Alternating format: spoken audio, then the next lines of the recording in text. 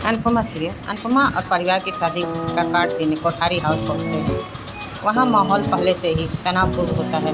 प्रेम से कहा जाता है कि अगर उसे शादी में आना है तो पहले माफ़ी मांगनी पड़ेगी होगी, लेकिन प्रेम साफ कह देता है कि उसने कोई गलती नहीं की, इसीलिए वह झूठी माफ़ी नहीं मांगेगा।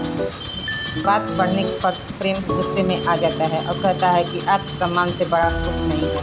इसी बीच प्रार्थना, जिसे आपने माहौल शांत करने की कोशिश करती है, वह प्रेम से कहती है कि वह उसका दोस्त है, उसकी शादी बहुत खास है। प्रार्थना भावुक होकर उसे अनुरोध करती है, चाहे परिवार में कितनी भी नाराज़गी हो, वह शादी में ज़रूर आना है।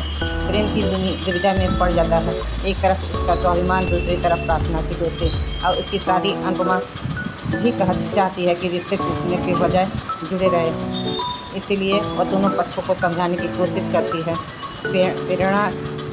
प्रेम कहता है, तुम हमारे साथ छोड़कर क्यों दूसरी पार्टी में गई थी?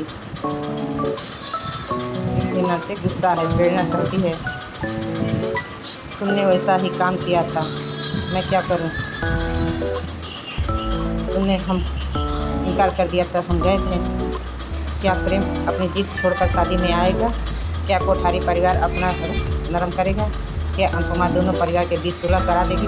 शादी आते आते भावुकता बढ़ती है। परिवार के कई सदस्य रिश्ते बचाने के लिए आगे जाते हैं। यही एपिसोड इस ट्रैक में अंत दिग्विजय और का रवैया बदल जाता हुआ दिखाई जाता है।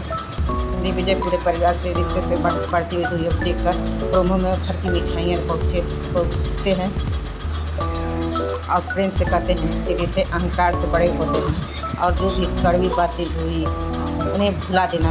इसीलिए भावना से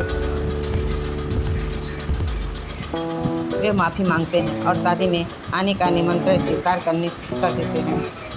यह अब काफ़ी भावुक होता है क्योंकि लंबे समय चल रही नाराज़गी कम होने लगती है। अनुपमा को कोशिश भी सफल होती दिखाई देती है क्योंकि वह शुरू से ही दोनों परिवारों को एक करने का प्रयास करती रहती है।